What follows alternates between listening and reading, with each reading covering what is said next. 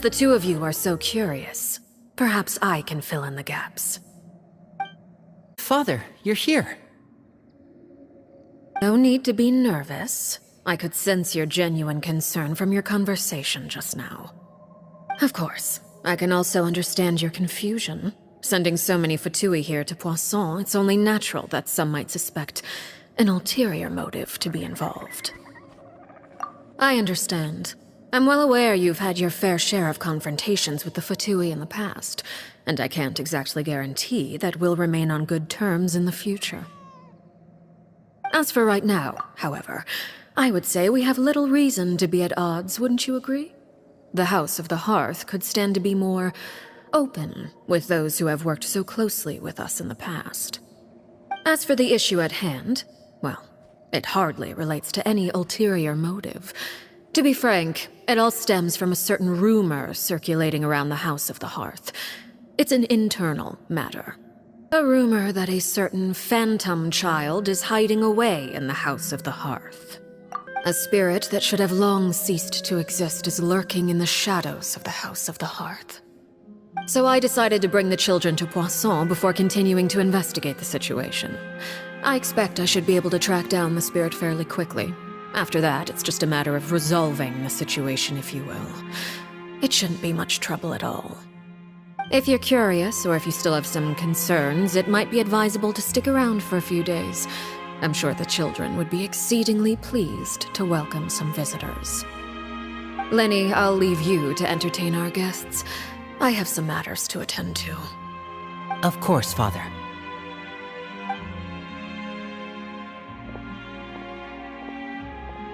It's the knave! And child! Unfortunately, no. While the House of the Hearth is adept at collecting all manner of intelligence, certain existences can still manage to escape our purview. But that problem has an easy fix. I just need to become stronger, and then... Paimon thinks you should focus on getting better first. The worst of it is over. It's all thanks to that one kid from the House of the Hearth. Elwar, I think her name was. She gave me a bunch of random potions to drink.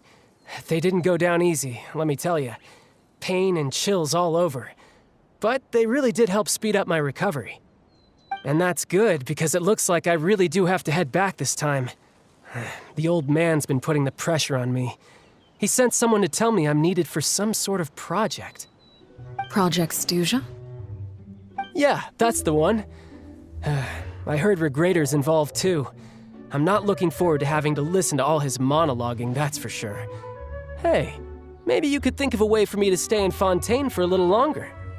Helping Linny and the others brush up on their fighting skills would be far more interesting. If you and I could spar, that would be even better. I've been waiting for a chance to see you go all out. And what a sweet little daydream that is.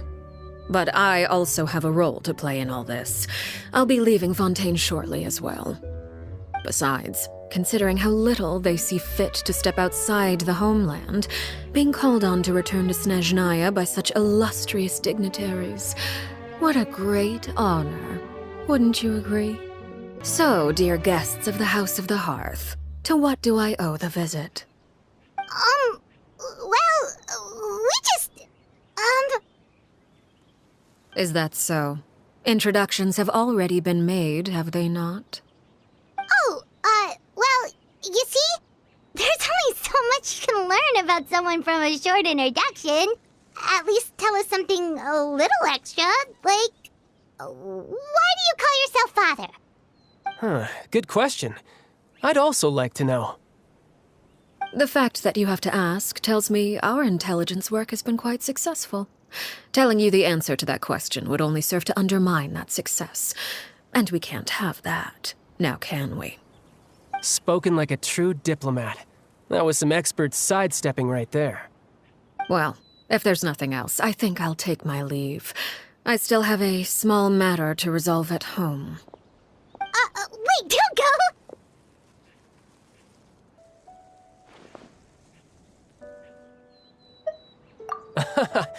I'd also like to hear the answer to this.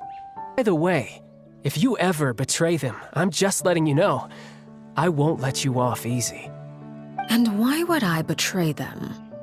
That's what I heard.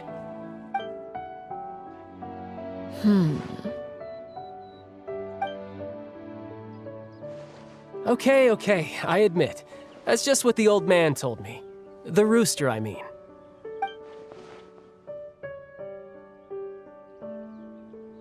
Oh, wait. Did you really do something bad to those kids? Never mind what I've done. I'm more curious as to what the mighty rooster had to say. Care to enlighten me? Well, nothing much. Just some stuff about you taking out many other members of the House of the Hearth, and even going so far to attack your own family. I see. Huh. Based on your reaction, I'm guessing it's all a bunch of lies. Hardly. I don't appreciate his particular turns of phrase, but I suppose he didn't say anything untrue. Although, it would be more accurate to say that there is a certain level of prejudice involved, but I don't intend to clear that up just yet. Prejudice has a funny way of concealing the real truth behind certain things, an attribute that I find to be quite advantageous. Call yourself a Fontanian, for example, and people will assume all sorts of things, when the real truth is that this is simply the land where I was raised. I was trying to protect the children born in Fontaine.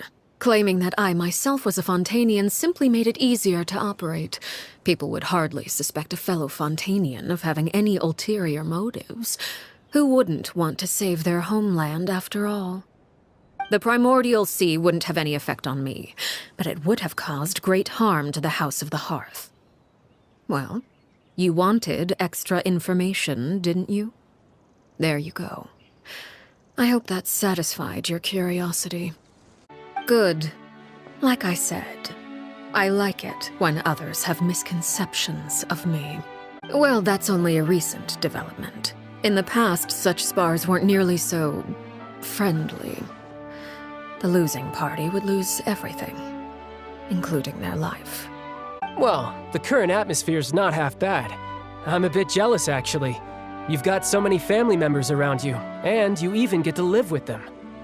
Having a lot of family around means dealing with a considerable amount of bickering and scheming. Once Tonya and Tusser enter their rebellious phase, I'm sure you'll understand. Just imagine. Tusser becomes obsessed with plucking out strands from the rooster's mustache, or Tonya decides to dye her hair 42 different colors. Okay. I get the picture.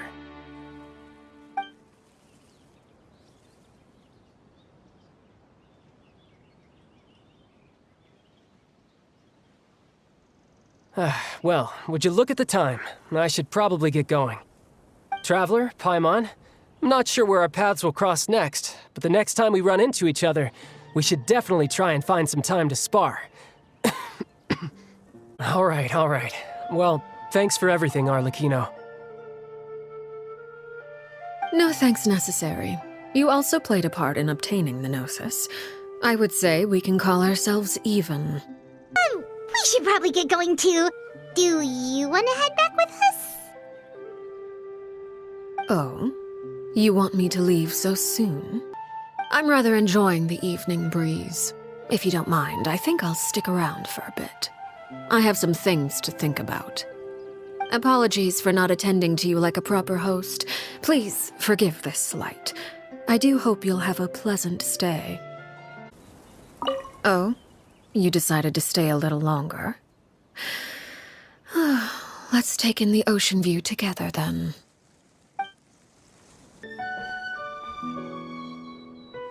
It's you two again. I must say, you look a bit pale. Did you have trouble sleeping last night? A little. Perhaps if you had less on your mind, you'd be able to absolve yourself of such troubles. So what are you planning to do now? Catch up on some sleep? Or should I give you some time to rack your brain for a topic to discuss before I ask any questions? Although I must profess to being curious. Without child here, how do you plan on distracting me? Looks like you could have used some extra time to think. No matter. If you don't have any other plans, why don't you accompany me somewhere? Don't worry. I'll be sure to steer clear of any scheming children. The ocean breeze is sure nice today. Children always think they can hide things from the grown-ups. But nothing gets past me. Least of all a little scheming. I think I'll let them have at it for a little longer. I can be very patient. Well, I'll leave you to think things over. If you're so inclined, meet me outside the Palais Mermonia. Good things come to children who do as they're told. So I do hope you decide to tag along. If only for your friends' sakes. Seeing as we still have some time before my meeting, we might as well enjoy some pleasant conversation while we wait. I'm glad to see you get along with my children. Being surrounded by good companions is necessary for a child's development. I assume you're referring to Lenny, Lynette, and Fremine. Although, there's that situation with Filial and Nentoy as well. It appears quite a few people have been acting out lately. No matter. I'm not one to discriminate. All those who betray the house meet the same fate. There are no exceptions. Oh, are you here to beg for their lives? I'm sorry to disappoint, but the rules of the house change for no one. In my organization, everyone is responsible for their own actions. Any organization in which feelings come before principles is one destined for ruin. The House of the Hearth is hardly an exception. You could say our principles are more stringent than most. Perhaps I can offer you this consolation at least. As our guests, you two will not be held accountable along with them. I would imagine Linny, Lynette, and Fremine will be able to keep their lives. As for Filial, Nentoy, and the others, I'm afraid there's little I can do. They can try to escape, but once you know our secrets, there's no getting out alive. Ah, you seem concerned. Out of consideration for my guests, I suppose I could turn a blind eye for a little longer. If Linny and the others manage to dispose of Clairvy in the meantime, all evidence of their wrongdoing will be lost. In that case, I could hardly punish them for something I couldn't prove. If their efforts are unsuccessful, on the other hand, all will be held accountable, and the punishment will be severe.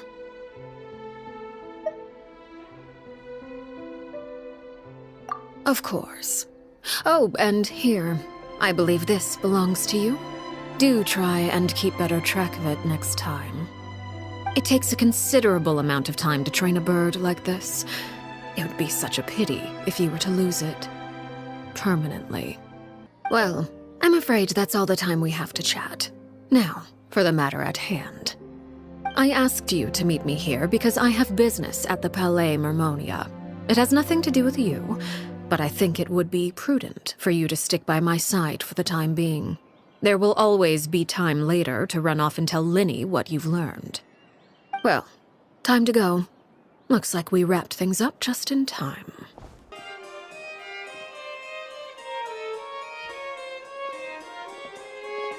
It's been a while, Monsieur Neuvillette. I must say, I wasn't expecting my meeting request to be approved quite so quickly. The Palais Mermonia operates with an efficiency worthy of admiration. It is only right that an esteemed diplomat such as yourself should be afforded the proper level of respect. I see you brought the Traveler and Paimon with you as well. If I may inquire as to the purpose of your visit. I'll be departing Fontaine shortly. There is, however, an outstanding matter that I would like to see resolved before I go. It requires a rather lengthy explanation, I'm afraid. So I took the liberty of explaining everything in this proposal. Please review it at your leisure, Monsieur Neuvillette.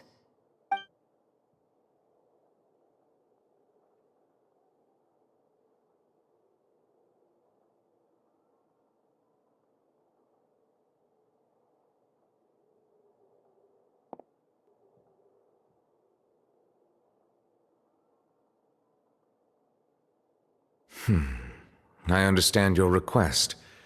However, at the risk of causing offense, I must admit that I fail to see why you would wish for such a thing. I heard you have a certain fondness for water tasting, Monsieur Neuvillette, So allow me to use water as an analogy. A family is like a large body of water with countless rivers flowing in and out. As someone who watches over this system, I would hope that each river that flows from the source will eventually reach the ocean. Of course, objectively speaking, I know this is impossible. Most of the rivers will dry up along the way, disappearing into the ground and leaving nothing but a barren riverbed behind. Not all rivers are destined to reach the ocean, but I would not see their existence rendered meaningless. I believe the water that flows within them is simply meant for a different destination, like a field in need of irrigation. Or perhaps the glass of a certain water-tasting enthusiast. Your words paint an optimistic picture indeed. Allow me to remind you, however, few among us are willing to sip from a glass filled with tainted water. It may have been tainted at one point in time, but not to worry. I'll make sure it's drained of all impurities and returned to its cleanest form.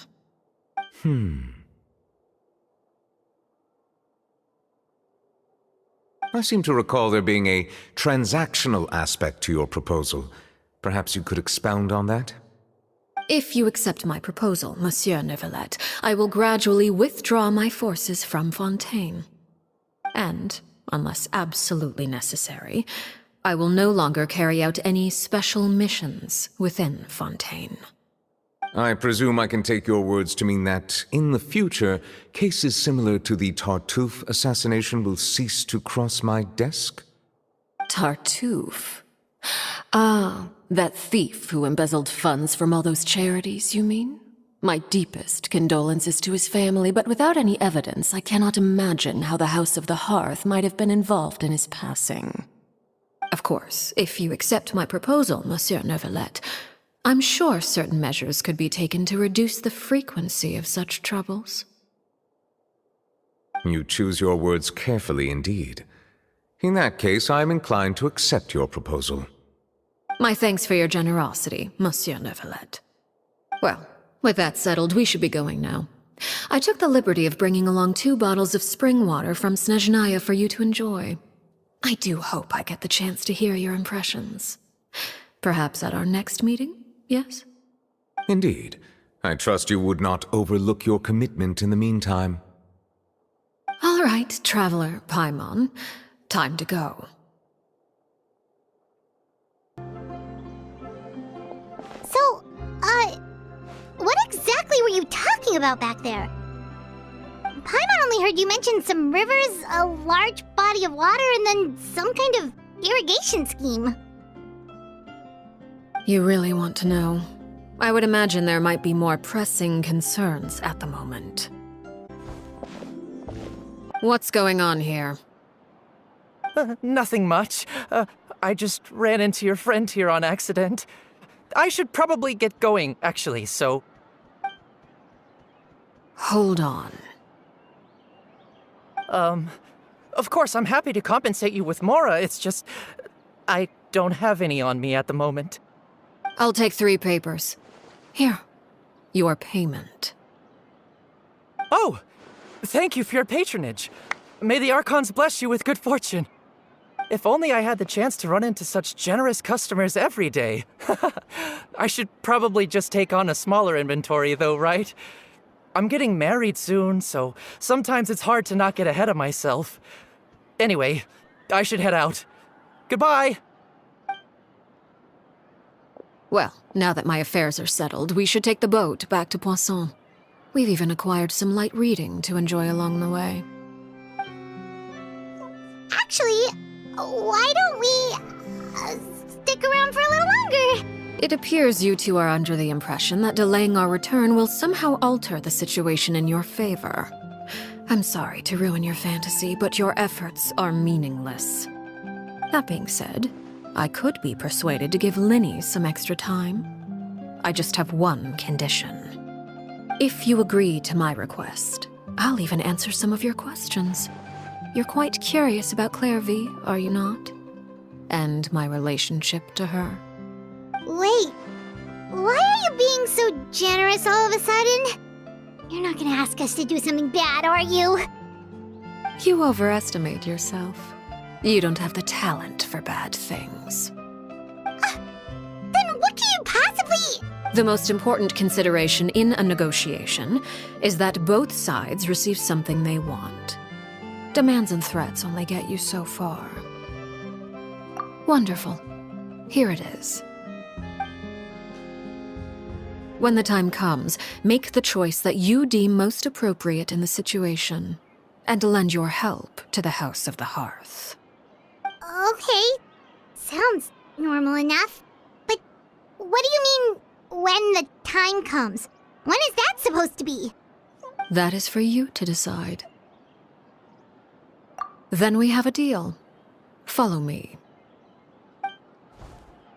What is this place? Somewhere long forgotten by everyone. It used to be a grand building. Now it's nothing more than a pile of rubble. No one comes here anymore, nor does anyone care about what once happened here. Although, this place does have something to do with the story I'm about to tell you. It was before I became a Harbinger, and before Linny and the others joined the House of the Hearth. Due to certain events, I first killed Clairvy and then her mother. And this is where it all happened. Patience now. Allow me to explain Clairvy's side of the story first. I'll start from the beginning. Clairvy was 6 years old when she was brought by her mother, Crucibina, to live in the House of the Hearth. From the outside, it seemed like a fairy tale. A thriving family made up of kind adults and friendly children. Crucibina was the knave at that time, and the House of the Hearth was under her control. She was Clairvy's mother by blood, but she was also the mother to all the children in the house. Clairvy was happy here, for a time. But she quickly realized that being part of this family wasn't a fairy tale at all. It was a kind of purgatory. Purgatory? Exactly. The House of the Hearth takes in war orphans from all over Tevat. But as for how to raise them, that depends entirely on the person in charge. Crucibina came up with a novel idea. She would teach the children to fight, force them to duel each other, and then crown as the king of the house the child who proved themselves most worthy of inheriting her title. It's difficult to estimate the number of children who died or were maimed in the process. There's little I can say about the ones who died. The ones that emerged with permanent injuries, on the other hand, well, they still served a purpose. They would be handed over to the doctor to be experimented on, or sent away on dangerous missions. Nothing more than tools to be used and then discarded. So those were the experiments Clairvy was talking about. But what actually happened to her? Despite being Clairvy's mother, Crucibina cared little for her daughter. She forced Clairvy to join the House of the Hearth only as a means to demonstrate her own impartiality as a mother, to prove that she treated all her children equally. Clairvy did try to convince her mother to change her ways, but it was to no avail. After her efforts failed, the only other option was to rise up and try to fight back. Unfortunately, the other children had already been thoroughly indoctrinated into the illusion of happiness Crucibina had created. Of course, there was one exception. Someone Clairvy's age who knew the truth about the House of the Hearth. Her name was Peruere. Wait, the friend that Clairvy mentioned? Friend, huh? I suppose we can call her that for now. Clairvy was a cheerful and passionate person with a tenacious spirit. Peruere, on the other hand, was rather cold-blooded. Her cold-blooded nature allowed her to see through Crucibina's facade. Yet, it was also this cold-bloodedness that prevented her from acting against it. At least at first. While Clairvy longed for freedom, Peruere was convinced that, amid all the fighting and violence, she would make it until the end. Despite their differences, the two became fast friends. United by their knowledge of the truth, Clairvy told Peruere that she hoped to create a real family, where no one would be killed or sacrificed. There may have been a certain naivete to her ideas, but Clairvy proved her determination many times over. She tried countless times to run away, ask for help, or expose the truth. But her efforts only earned her beating after beating.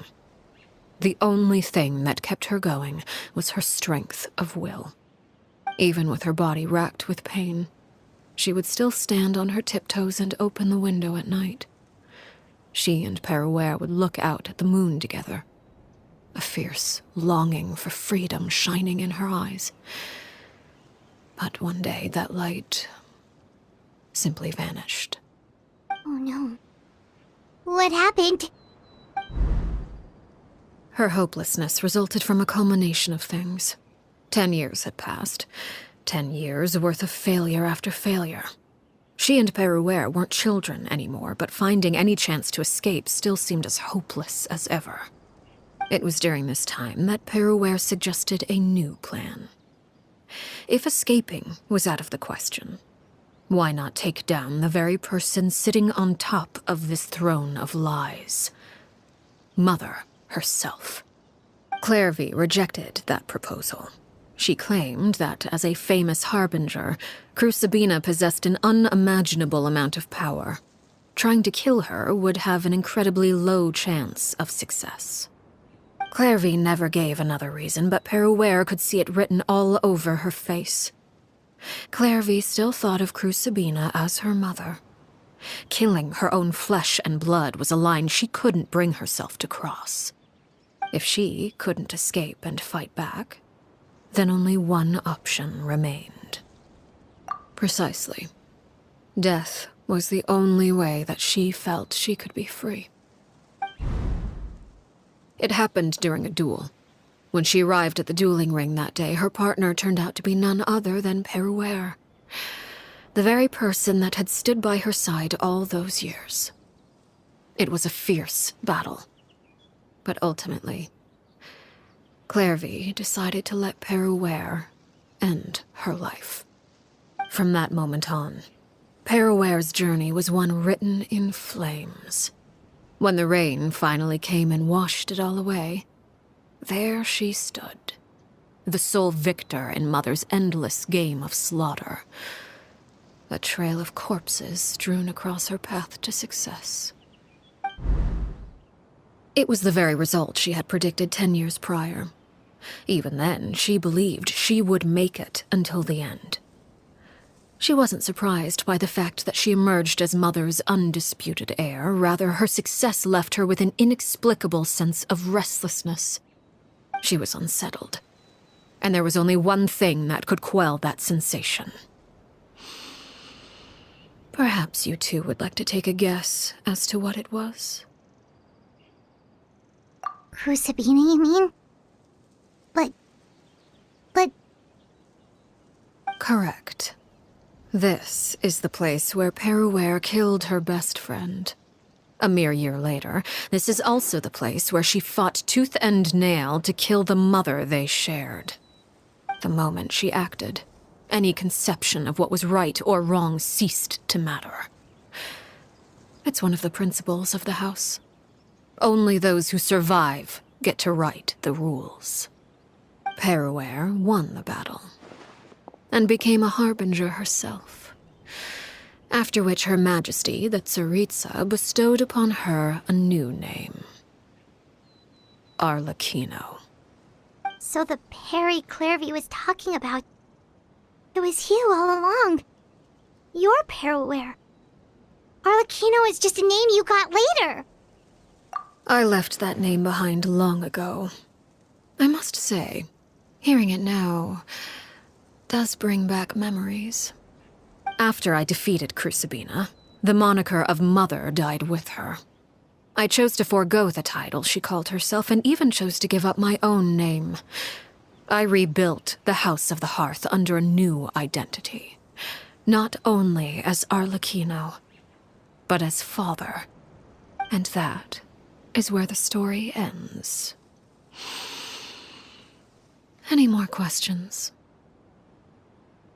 I suppose you could call her an illusion born of flame. Her existence is like ashes to a fire. Something left over in the wake of blaze and ruin. You see, a certain power runs through my veins. It's not unlike a curse. My flames leave behind shadows of anything they consume. Of course, the chances of those shadows morphing into a sentient entity are exceedingly slim. Clairvy is a very special case. Clairvy died when she was 16 years old, but what emerged from the flames was her 6-year-old self. Her appearance wasn't the only thing affected.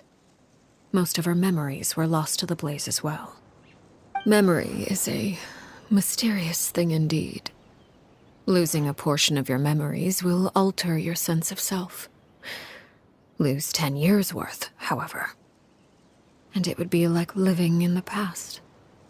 Like returning to a version of yourself that never grew up. Perhaps I should put it this way. Clairvy is someone trapped in time. It may seem like she exists with us in the present, but she truly lives in the confines of her own past. So if all of that is true, then you must have known about Clairvy for a long time. Indeed. She's a rather volatile and unstable entity. Sometimes she would look after the children. She's even saved some of their lives. But other times, she would hide from me and become obsessed with revealing the truth about the house to anyone who will listen. Shadows don't have the capacity to learn or grow. Any new information they encounter is quickly forgotten over time. Your attempts to expose Clairvy to sunlight, they failed, yes? The reason is actually quite simple. In Clairvy's mind, the house is impossible to escape, and it is this very perception that traps her there. But no matter. All I have to do is kill her again, and all will be resolved. I don't anticipate so much as a single speck of ash will be left behind this time. So what if she's trapped in her 6-year-old self? She's still your friend! At least talk to her first! It's too late for that. She broke the rules, and now she must be punished. That goes for Filial and Nantoy as well. She's had quite the effect on them. I hope you understand. The difference between Crucibina and myself lies in our formulation of the rules, not our policy for enforcing them. Upholding the rules without question is a trait we both share, because that is how a household should be run. Is this really what you want to do? Whatever could you mean? Don't you want to say a proper goodbye at least? Whether as a killer or as a father, there are two things that must be avoided at all costs: anger and sorrow. Anger makes you impulsive. Sorrow causes you to waver. Well, it appears it's about time to proceed. Before we arrived, I told some of my well-behaved children to bring our troublemakers here by nightfall. I do believe I've kept my end of the deal. I give your friends quite a bit more time. As for what happens now, we'll just have to wait and see. Are you... Perry? Indeed, it's been a while, Clairvy. Perry! Shh, stay right there. I'm sorry to postpone our reunion, but first I believe certain scores need settling. Out of my way. You chose to conceal a threat to the house. And for that, you must be punished. Overall, however, I suppose your wrongdoing is hardly the most egregious of the bunch, so I'll deal with your punishments later. As for right now, the more pressing concerns are the traitors among us. Fultz, why don't you share what you heard? Midnight meeting number 3. Participants: Filial, Nantoy, Sato, Toddy. Nantoy clearly said, If only Father wasn't the one who took us in. Liar. You wouldn't be doing this if that were the case. So why? Why have you backed us into a corner?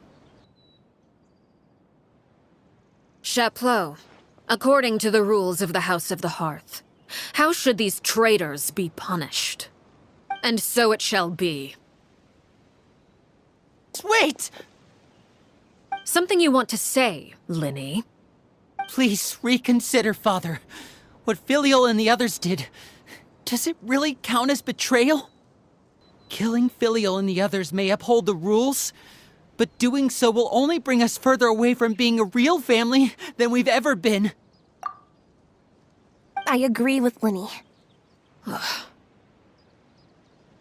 An order once given cannot be rescinded.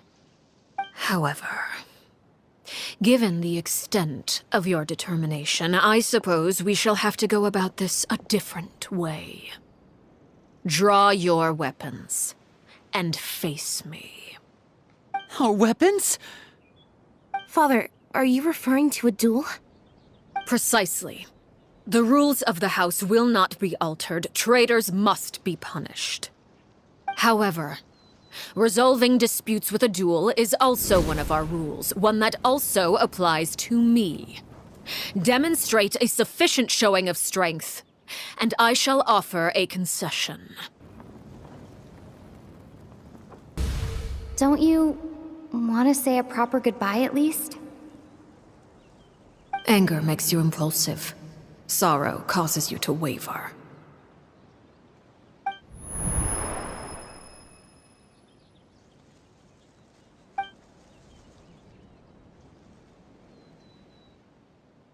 On her face, she seems really serious about this.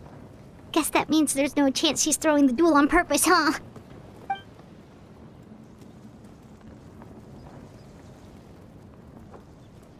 When the time comes, make the choice that you deem most appropriate in the situation, and lend your help to the House of the Hearth.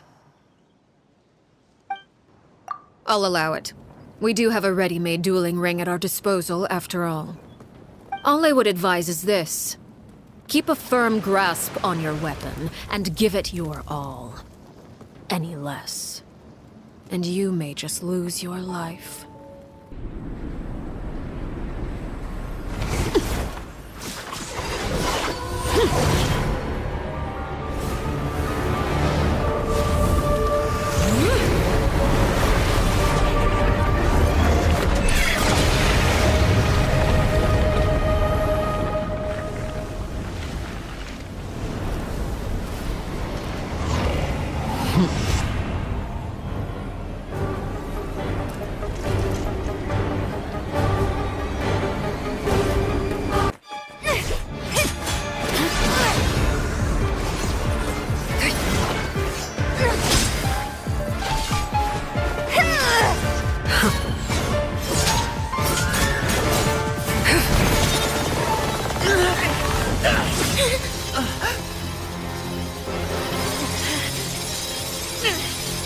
You should know better than to crowd in one place.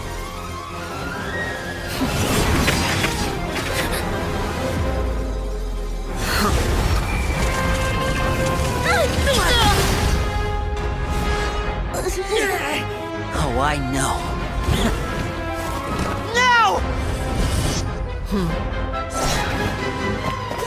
I'm sorry, Father!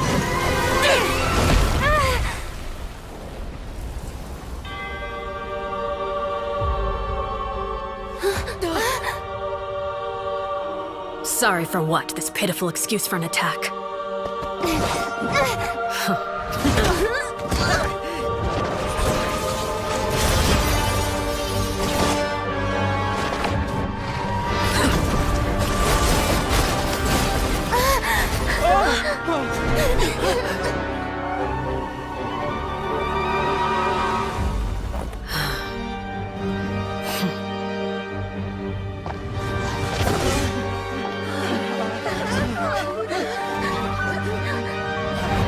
Father, no!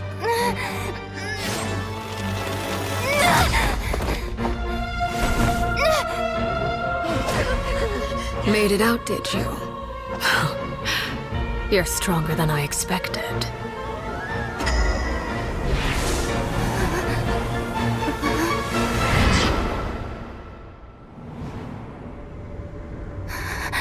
A crimson moon. I can't move.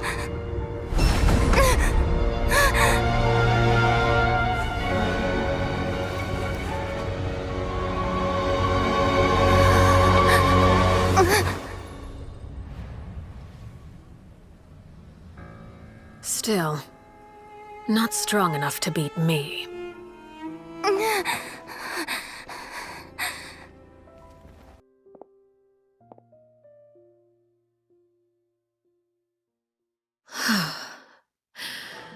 I believe we can end things here. It's not often that we get to enjoy the company of guests, after all. We wouldn't want things to get too out of hand. Given that I am the victor of this duel, as agreed, the punishment stands. No! I never thought things would end like this. However, everyone involved in the duel demonstrated a remarkable level of strength and determination. In light of this, I'm prepared to change the method of execution. Elwar, the bottled flames I gave you for safekeeping. Do you still have them? Yes? Wonderful. Then, in just a moment, I'll have you administer them. Bottled flames? Indeed. They're the product of a secret experiment. Under certain special circumstances, flames can be extracted from my person and preserved. Once ingested, searing pain will spread across every inch of your body. No harm will come to you physically, but your memories will be burned away. If you can withstand the pain, when you awake, you'll have forgotten everything you know about the House of the Hearth, and will be expelled from the organization. In other words, administering this concoction will kill the version of you that grew up in the house, and give you a new identity.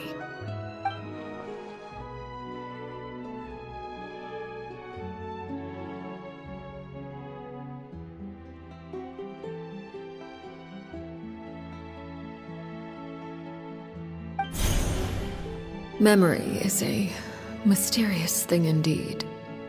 Losing a portion of your memories will alter your sense of self. You misunderstand. Memories are extremely important. Once consumed by flame, the version of you standing before me will die, and our secrets will die with you. So no, I don't intend to just let you go, because the person who survives will be nothing but a stranger. Don't cry, Filial. You haven't left the house yet, so there are still rules to be followed, yes?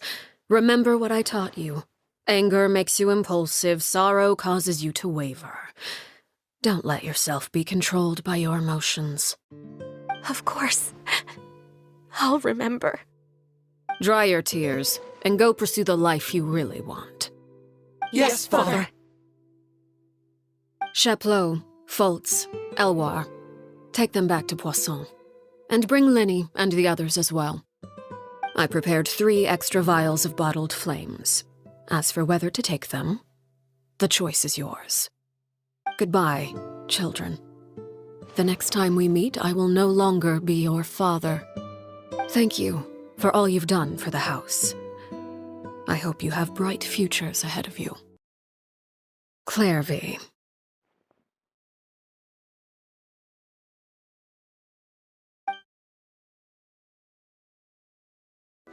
I haven't seen you in so long. How come you're all grown up? Neither. You died, Clairvy. That's what happened. You could have at least sugarcoated it a little. Look, she's done speechless. Oh. Okay then. Huh? That's it? You accepted it just like that? Yep. If that's what Perry says happened, then I believe her.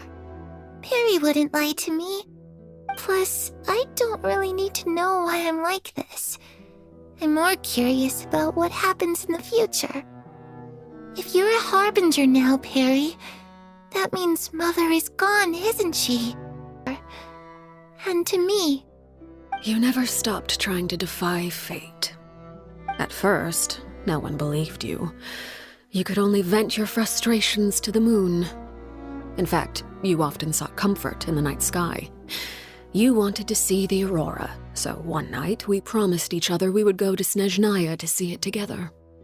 Later on, you tried to run away, but you were brought back each time. Mother spared your life, but it wasn't out of kindness. Instead, she decided to make an example of you by slowly torturing you over time. That way, the other children would know what happens to traitors. Still, you never gave up. Mother hoped that through ruthless duel after ruthless duel, she would be able to crown an ultimate victor among the children she raised. But you called on everyone to unite, to fight to a draw in order to reduce casualties. Your efforts may have only delayed the inevitable, but still. You gave them hope. You tried everything you could think of, but every attempt ended in failure. Still, you never turned your sword on Crucibina, and you never turned it on me. On that gloomy day, you told me, "For the last 16 years of my life, I've done everything I can to fight for freedom. But now, I realize that the only freedom I truly possess is the freedom to choose to die." Make it until the end. And I always hoped that person would be you. If I could do it all over again, I still don't think I would make a different choice.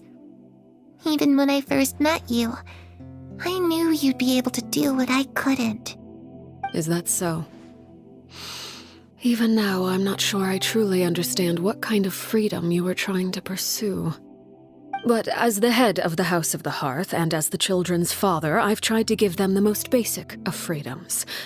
The freedom to choose their own fate. It's something I discussed with the Iudex of Fontaine. The children who want to leave the house will have their memories wiped clean of all secrets pertaining to the organization.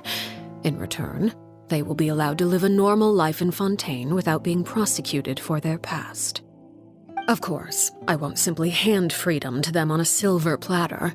They have to fight for it and prove themselves worthy of it. Only freedom that is earned has true value. You know, Perry, I think you're a pretty amazing king, and a really great father, too. I'm really happy that you're the one who took over the house. I guess Well, it just so happens that our dear guests over here have been to many nations and traveled to countless places. Perhaps they would be willing to tell you what the outside world is like. Playing the lute while singing into the winds of freedom? Even if there was no one there to listen, I would have continued to sing no matter what. I had some more, I would buy 3 new dresses. One for me, one for Perry, and one for Mother. It's just too bad Perry doesn't like wearing dresses. And I'm just kidding. Being able to study whatever you want without having to fear for your life actually sounds pretty great. How'd you do that? Come on, tell me!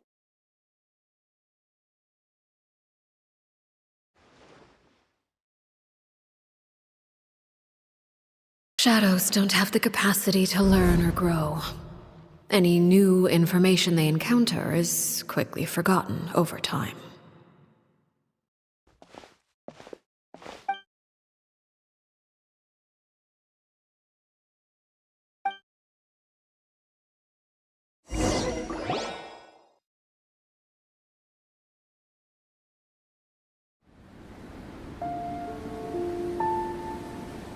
Clairvy, you've worked tirelessly from the shadows to overthrow the House of the Hearth.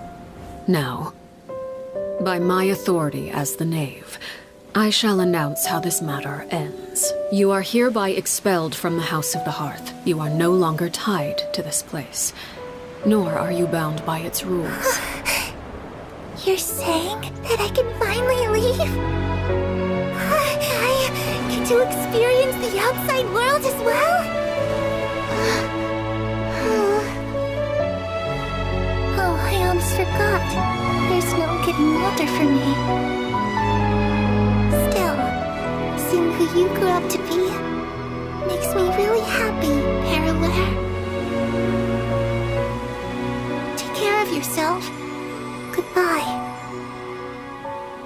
May we meet again someday.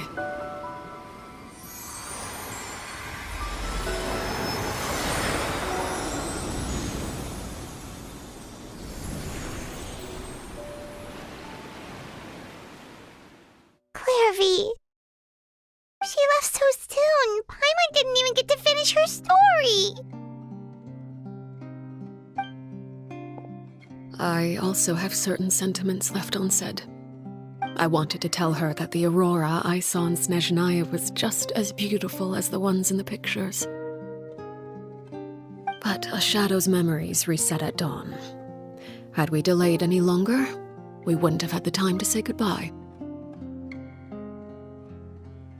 Whatever regrets may linger, let them be lost to the coming of a new day. Father? It's Linny! Hey, Linny!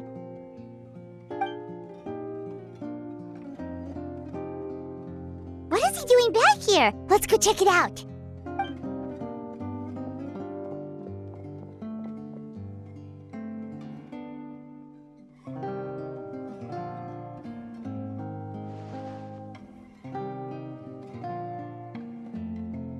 Father, the bottled flames have been administered. Filio and the others have left the house. And you? What have you decided? Thank you for giving us that choice, Father. But we never wanted to leave the house. It's the only home we've ever known. Lynette and Fremine feel the same way. They're recuperating back at the Hotel Bouffe d'été. But I decided to come back and tell you where we stood. I'm sure you're well aware of the expectations I have for you. I want you to follow in my footsteps and become the next king of the house. Yet you seem to have different ideas. I must admit, I'm rather surprised by your decision to stay. There's nothing wrong with choosing to live a quiet life.